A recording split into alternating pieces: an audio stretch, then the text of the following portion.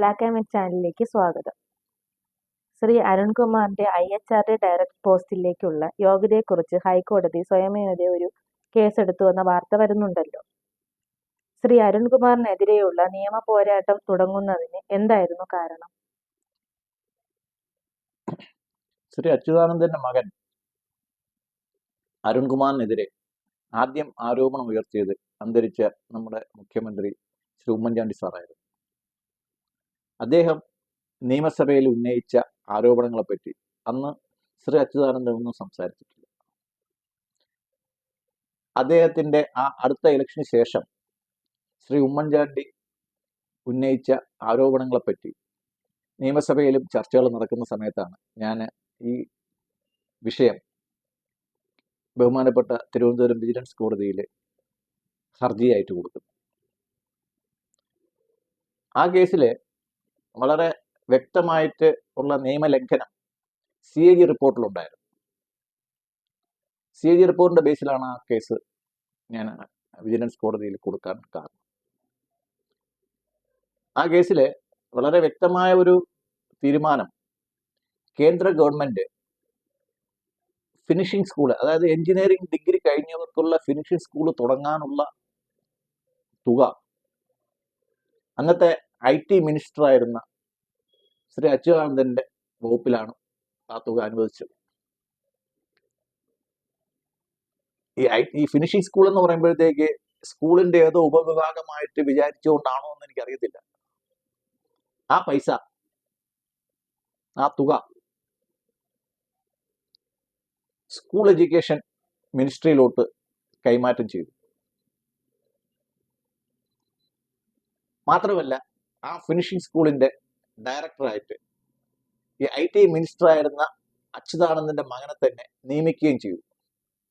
അതിനകത്തുള്ള യോഗ്യതയെ പറ്റിയിട്ടായിരുന്നു അന്ന് ഉണ്ടായിരുന്ന വിവാദം. ഇത് ഞാൻ ബഹുമാനപ്പെട്ട തിരുവനന്തപുരം വിജിലൻസ് കോടതിയിൽ ഞാനിത് ഒരു ഹർജിയായിട്ട് അവതരിപ്പിക്കുകയായിരുന്നു. ആ നിയമനത്തിൽ താങ്കൾ എന്ത് തെറ്റാണ് ചൂണ്ടിക്കാണിക്കാൻ ശ്രമിച്ചത്? അതില് വ്യക്തമായ ഒരു അഴിമതി നടന്നിട്ടുണ്ട്. അതായത് സ്കൂൾ എഡ്യൂക്കേഷൻ ഡിപ്പാർട്ട്മെന്റിലേക്ക് ആ തുക കൈമാറിയ രീതി അത് ക്യാബിനറ്റിലെ വച്ചൊരു തീരുമാനമായിട്ടല്ല അത് പോയത്. അത് തന്നെയാണ് അതിനകത്തുള്ള അഴിമതിയുടെ ഏറ്റവും വ്യക്തമായിട്ടുള്ള ഒരു തെളിവ്. പൊതുരംഗത്ത് വളരെ നല്ല പ്രതിച്ഛായയുള്ള ഒരു വ്യക്തിയാണ് ശ്രീ അച്യുതാനന്ദൻ. അപ്പം അദ്ദേഹം ഇത്തരമുള്ള ഒരു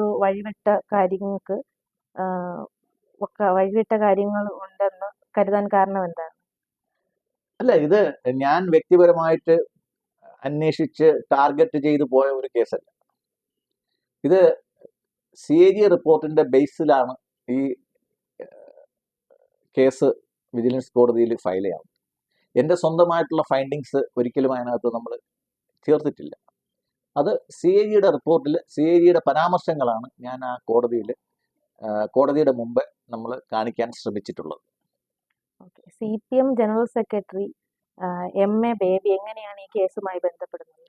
അത് ഞാൻ നേരത്തെ പറഞ്ഞതുപോലെ ആ സമയത്ത് വിദ്യാഭ്യാസ മന്ത്രിയായിരുന്നത് ശ്രീ MA ബേബിയാണ്. വിദ്യാഭ്യാസ മന്ത്രിയുടെ കീഴിലായിരുന്നു IHRD ഡിപ്പാർട്ട്മെന്റും IHRD ഡിപ്പാർട്ട്മെന്റ്. അപ്പോ അദ്ദേഹം അന്ന് ക്യാബിനറ്റ് മന്ത്രിയായിരിക്കുമ്പോൾ, രണ്ടുപേരും ക്യാബിനറ്റ് മന്ത്രിമാരായിരിക്കുമ്പോഴത്തേക്ക് ക്യാബിനറ്റിനെ അറിയിക്കാതെ ഒരു ഡീല് രണ്ടുപേരുടെ ഇടയിൽ നടന്നിട്ടുണ്ടോ എന്നൊരു സംശയമാണ് അന്ന് നമ്മൾ കോടതിയിൽ ഉന്നയിക്കാൻ ശ്രമിച്ചത്. ഈ കേസ് എങ്ങനെയാണ് വീണ്ടും ഹൈക്കോടതിയിലേക്ക് എത്തിയത്? നിയമത്തിന്റെ കൈകൾക്ക് നീളം കൂടുതലാണെന്ന് നമ്മൾ പറയാറുണ്ട്. ഈ 10 വർഷങ്ങൾക്ക് ശേഷം, 15 വർഷങ്ങൾക്ക് ശേഷം ഹൈക്കോടതി ഈ കേസിൽ ഇടപെടാനുണ്ടായ കാരണം തൃക്കാക്കര എഞ്ചിനീയറിംഗ് കോളേജിലെ ഒരു റിട്ടയർഡ് പ്രിൻസിപ്പലിനെതിരായിട്ട് ഇദ്ദേഹം ഒരു ചാർജ് മെമ്മോ കൊടുത്തു, IHRD ഡയറക്ടർ എന്നുള്ള നില.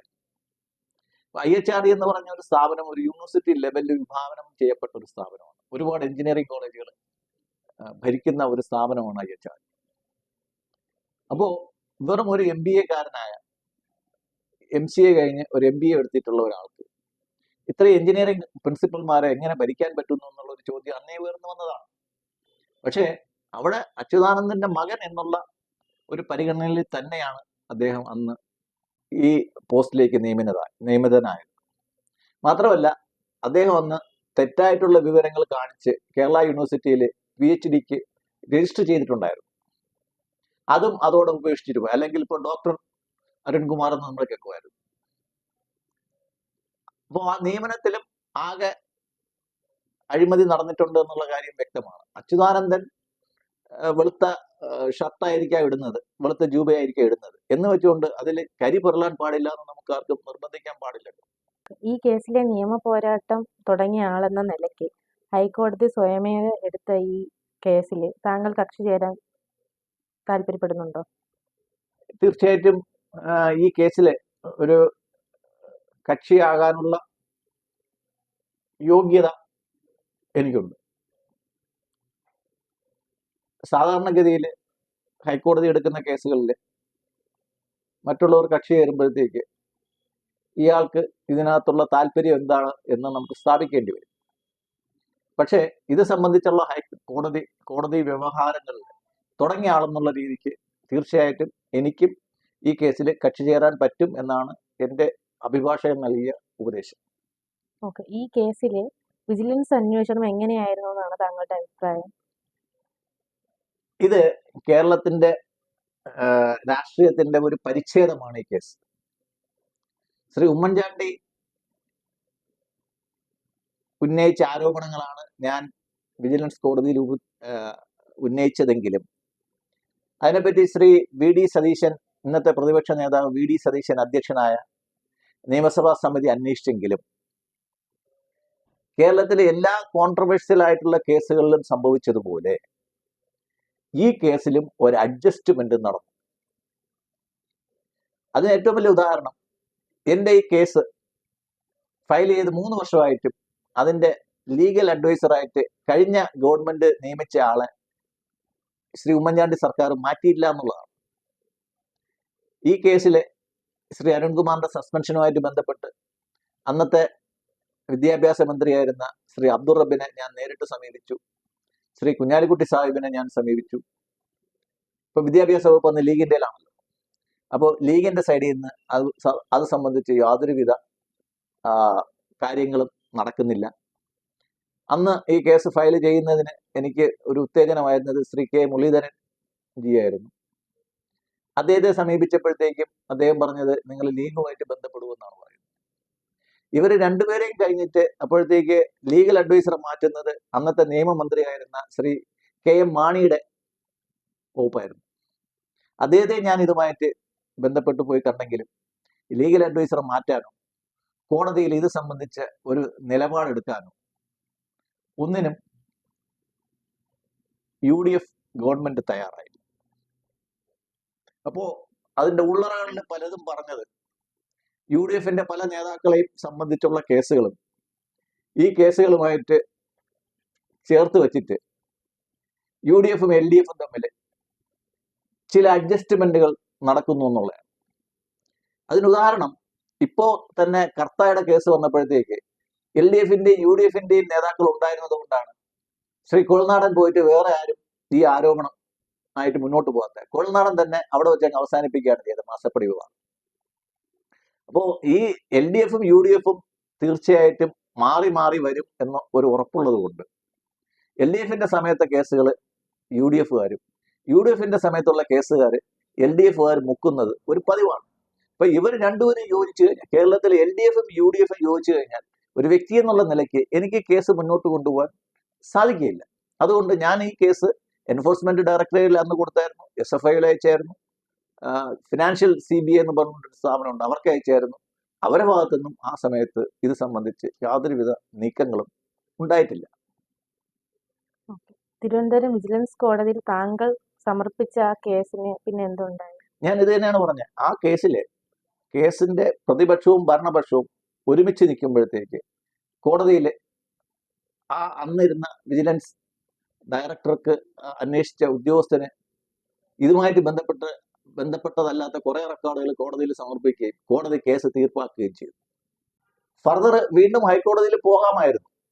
പക്ഷേ ഗവൺമെന്റിന്റെ തലത്തിൽ നിന്ന്, അതായത് ഒരു പ്രതിപക്ഷ നേതാവായ അച്യുതാനന്ദന്റെ മകനെതിരായിട്ടുള്ള ഒരു കേസിൽ ഭരണകക്ഷിയായ UDF-ന്റെ സൈഡിൽ നിന്നും ഉണ്ടാകേണ്ടിയിരുന്ന ന്യായമായിട്ടുള്ള ഇടപെടലുകൾ ഉണ്ടാകാതിരുന്നപ്പോൾ തന്നെ ഇതിലൊരു അഡ്ജസ്റ്റ്മെന്റ് എനിക്ക് തീർച്ചയായും, അതുകൊണ്ടാണ് ഞാൻ ആ കേസ് പിന്നീട് ഫർദർ പ്രൊസീഡ് ചെയ്യാറ്.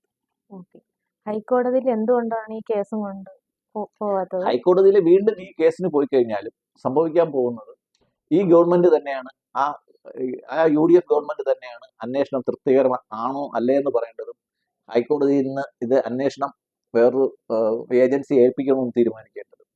വിജിലൻസ് കോടതിയിൽ തന്നെ ഇവർ രണ്ടുപേരും തമ്മിലുള്ള അഡ്ജസ്റ്റ്മെന്റ് വളരെ ക്ലിയർ ആയിട്ട് വന്ന സ്ഥിതിക്ക് പിന്നീട് ആ കേസുമായിട്ട് ഫർദർ പോയിട്ട് പ്രത്യേകിച്ച് ഒരു വ്യക്തിക്കൊന്നും ചെയ്യാൻ പറ്റില്ല എന്ന് എനിക്ക് മനസ്സിലായി.